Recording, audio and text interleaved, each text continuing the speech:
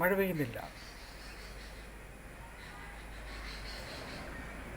ഇല്ല, മഴ പെയ്യുന്നില്ല. ഇസ്രായേലിൻ്റെ മധുരഗായകനായിരിക്കുന്ന ദാവീദ് എന്നാണ് അറിയപ്പെടുന്നത്. തൻ്റേതായിരിക്കുന്ന ഗാനങ്ങൾ മധുരഗാനങ്ങളായി പെയ്തിറങ്ങുകയാണ്. ഹൃദയത്തിൻ്റെ എല്ലാ വേദനകളെ അകറ്റുന്ന, ഭാരങ്ങളെ മാറ്റുന്ന, പ്രയാസങ്ങൾക്കും പ്രതിസന്ധികൾക്കും വിരാമം ഉണ്ടാക്കുന്ന ഒരുപാട് ഗാനങ്ങൾ അദ്ദേഹം രചിച്ചിട്ടുണ്ട്. നഷ്ടപ്പെട്ടു പോയതായിരിക്കുന്ന ഇസ്രായേലിൻ്റെ പെട്ടകം യദോദോമിൻ്റെ ഭവനത്തിൽ നിന്നും മടങ്ങി വരുമ്പോൾ ഇസ്രായേൽ ജനങ്ങൾ ഒന്നായിട്ട് ആർത്ത് പാടി അവർ നൃത്തം ചെയ്തു. ആ കൂടെ ദാവീദും തൻ്റെ ജനത്തോടൊപ്പം നൃത്തം ചെയ്തു. അങ്ങനെ ആ സന്തോഷത്തിൻ്റെ നൃത്തത്തിൽ ദൈവത്തിന് നന്ദി പറയുന്നത് കൊണ്ട് ഈ കാലഘട്ടങ്ങളിൽ ദാവീദ് നൃത്തം ചെയ്തതുകൊണ്ട് നമുക്കും നൃത്തം ചെയ്യാം എന്ന് പറയുന്ന ആളുകളാണ്. ദാവീദ് ആരാധനയ്ക്ക് വേണ്ടി നൃത്തം ചെയ്തതല്ല, യാഗം കഴിച്ച് നൃത്തം ചെയ്തതല്ല, നഷ്ടപ്പെട്ടു പോയ പെട്ടകം തിരികെ കിട്ടിയതുകൊണ്ട് നൃത്തം ചെയ്തതാണ്. ഈ കഴിഞ്ഞ ദിവസങ്ങളിൽ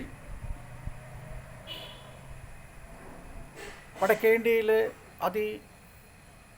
ശ്രേഷ്ഠനായി അറിയപ്പെടുന്ന സുവിശേഷ ഘോഷണത്തിൽ പ്രസിദ്ധനായ ധാരാളം പുസ്തകങ്ങൾ രചിച്ച ഒരു ദൈവദാസൻ, വാർദ്ധക്യമുള്ള ഒരു മനുഷ്യനാണ്. 83 വയസ്സുള്ള മനുഷ്യനാണ്.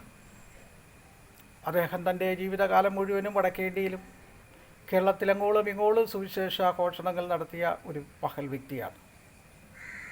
അദ്ദേഹം ഒരു മീറ്റിങ്ങിൽ അതിസവിസ്തരമായിട്ട് താനൊരു കാര്യം പറയുകയും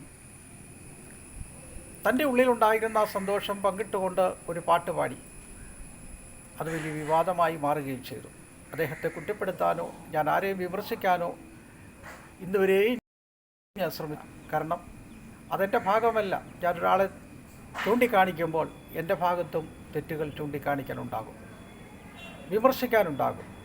നമ്മളാരും വിമർശിക്കാനോ മറ്റുള്ളവരെ കുറ്റം പറയാനോ ഒന്നും യോഗ്യരാണെന്ന് എനിക്ക് തോന്നുന്നില്ല. എങ്കിലും അദ്ദേഹത്തിൻ്റെ ആ ഉള്ളിലുണ്ടായ സന്തോഷത്തിൽ അദ്ദേഹം പരപരമേശ പരമരുളീശ ആ പാട്ടുപാടി. അതിന് വലിയ വിവാദങ്ങളായി. ആ വിവാദങ്ങളെ നമ്മൾ മലയാളികൾ കാണാനിടയായി. ആ സന്തോഷം പങ്കുവച്ചു എന്ന് മാത്രമാണ്. ദാവീദ് തൻ്റെ ജീവിതത്തിൽ സന്തോഷത്തിലും കഷ്ടതയിലും വേദനകളിലും ഭാരങ്ങളിലും പ്രയാസങ്ങളിലുമൊക്കെ പാടി ദൈവത്തെ മഹത്വപ്പെടുത്തി. ഉള്ളിലെ വേദനകളെ അകറ്റുവാൻ, ഭാരങ്ങളെ നീക്കുവാൻ സംഗീതം ഒരനുഗ്രഹമാണ്.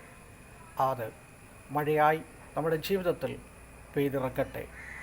മനസ്സിന് ശാന്തിയും സമാധാനവും ലഭിക്കപ്പെടട്ടെ.